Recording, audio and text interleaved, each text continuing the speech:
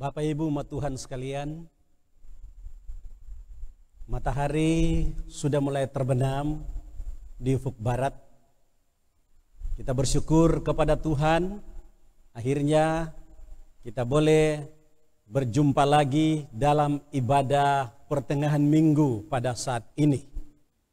Umat-umat Tuhan, saudara misi Papua Barat, sebelum kita mendengarkan firman Tuhan, marilah kita sekali lagi tunduk kepala, kita berdoa.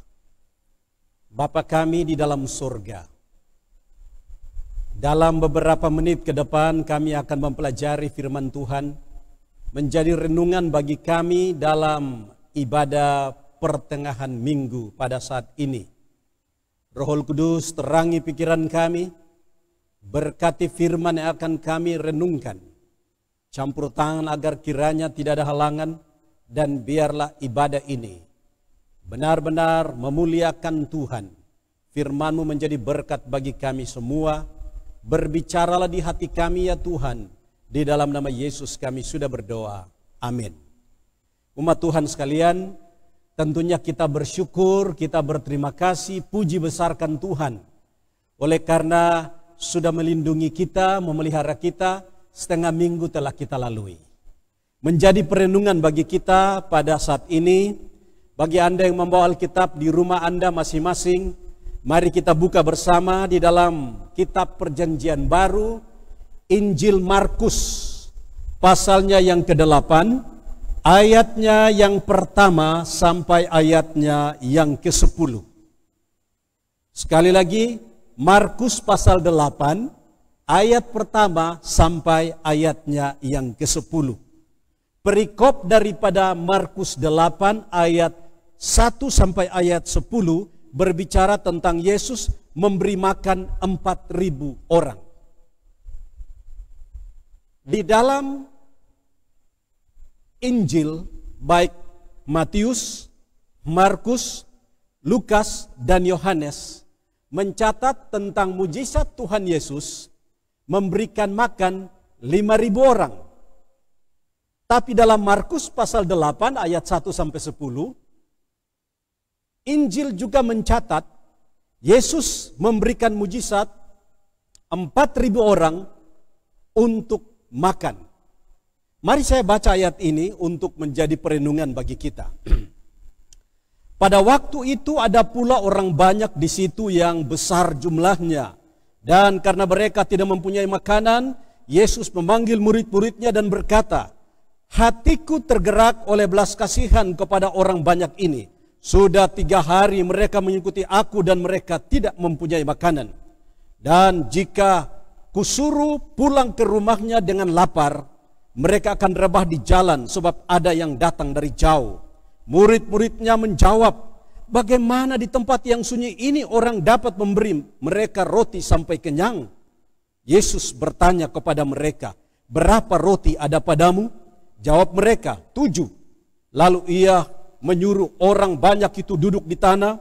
Sesudah itu ia mengambil ke-7 roti itu, mengucap syukur, memecah-mecahkannya, dan memberikannya kepada murid-muridnya untuk dibagi-bagikannya kepada mereka. Mereka juga mempunyai beberapa ikan, dan sesudah mengucap berkat atasnya, ia menyuruh supaya ikan itu juga dibagi-bagikan. Dan mereka makan sampai kenyang.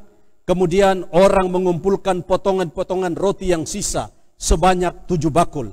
Mereka itu ada kira-kira 4.000 orang. Lalu Yesus menyuruh mereka pulang. Ia segera naik ke perahu dengan murid-muridnya dan bertolak ke daerah Dalmanuta. Mujizat Yesus memberikan makan 4.000 orang dengan 7 ketul roti dan beberapa ikan hanya tertulis di dalam Injil Matius dan Injil Markus. Sementara mujizat Yesus memberi makan 5.000 orang dicatat dalam Synoptic Gospel. Artinya keempat Injil, Matius, Markus, Lukas, dan Yohanes. Ada lagi hal lain yang ingin saya bagikan bagi kita sekalian. antara mujizat pertama 5.000 orang makan dan mujizat kedua 4.000 orang makan. Beberapa catatan yang saya dapati dari Injil Matius dan Injil Markus pasal 8 sebagai berikut. Mujizat 5.000 orang makan roti itu Yesus buat ketika hanya satu hari orang banyak mengikuti dia dan mereka kelaparan. Sementara mujizat 4.000 orang makan roti ini dalam Markus pasal 8 dicatat bahwa sudah 3 hari orang-orang banyak ini mengikuti Yesus dan mereka belum makan. Hal yang lain, mujizat 5.000 orang makan roti dibuat oleh Yesus di daerah Galilea dekat Betsaida. Sementara mujizat di dalam Markus pasal 8, Yesus buat itu di daerah Dekapolis. Artinya di wilayah bukan wilayah daripada kerajaan orang Israel, tapi berada di luar. Sementara mujizat 5.000 orang makan roti sampai kenyang, itu dibuat di daerah Galilea dekat Betsaida. Di wilayah daripada para ahli Taurat, para sedang melayani atau teritori wilayah kekuasaan mereka. Lalu hal yang lain adalah mujizat 5.000 orang makan roti, sisanya 12 bakul. Anda boleh baca dalam Yohanes pasal 6. Sementara mujizat 4.000 orang makan roti sampai kenyang, sisanya adalah 7 bakul. Kemudian mujizat 5.000 orang makan roti dari makan siang, persiapan dari seorang anak kecil yang terdiri dari 5 ketul roti, 2 ekor ikan. Sementara mujizat di dalam Markus pasal 8, 7 ketul roti, persiapan makan siang dari seorang dewasa yang menghasilkan 4.000 orang makan. Sisanya masih ada 7 bakul. Kemudian hal yang lain, mujizat 5.000 orang makan roti ini, peristiwanya Yesus mau memenuhi orang banyak yang mengikuti dia, yang baru 1 hari mereka tahan. Sementara mujizat 4.000 orang makan roti ini, sudah 3 hari orang banyak itu mengikuti Yesus. Ada banyak sekali perbedaan antara mujizat 5.000 orang makan roti dan mujizat 4.000 orang makan roti dari Markus pasalnya yang ke-8. Apa pelajaran yang dapat kita ambil dari kisah ini? Yang menjadi perenungan bagi kita pada ibadah pertengahan minggu pada saat ini. Saya ingin untuk memberikan bagi kita beberapa hal. Yang pertama, sebagaimana Markus pasalnya yang ke-8 ayatnya yang kedua, hatiku tergerak oleh belas kasihan kepada orang banyak ini. Sudah 3 hari mereka mengikuti aku dan mereka tidak mempunyai makanan. Poin yang ingin saya tekankan adalah Anda dan saya seperti 4.000 orang banyak yang menikmati mujizat pada waktu Yesus membuatnya kepada mereka. Kita hanya dikuatkan oleh belas kasihan daripada Kristus. Hatinya tergerak. Pada waktu dia melihat orang banyak sudah 3 hari tidak makan untuk menguatkan fisik mereka. Tetapi kerinduan untuk mendengarkan firman Tuhan membuat mereka lupa untuk makan. Namun tanda-tanda kelemahan fisik mereka itu sangat nampak. Dan Yesus melihat itu, dia tergerak belas kasihannya oleh karena dia melihat orang banyak. Kita dikuatkan hidup hingga pertengahan minggu ini hanya oleh karena belas kasihan Tuhan. Dia memberi nafas kehidupan, dia melindungi kita, dia mensupport hidup kita hingga pada minggu ini. Di dalam Markus pasal 8, mujizat ini juga memberikan pelajaran lain bagi kita. Tuhan tetap kontrol semua situasi di mana manusia alami.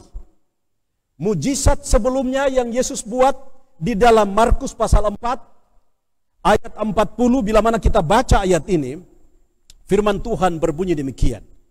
Lalu dia berkata kepada mereka, "Mengapa kamu begitu takut? Mengapa kamu tidak percaya?"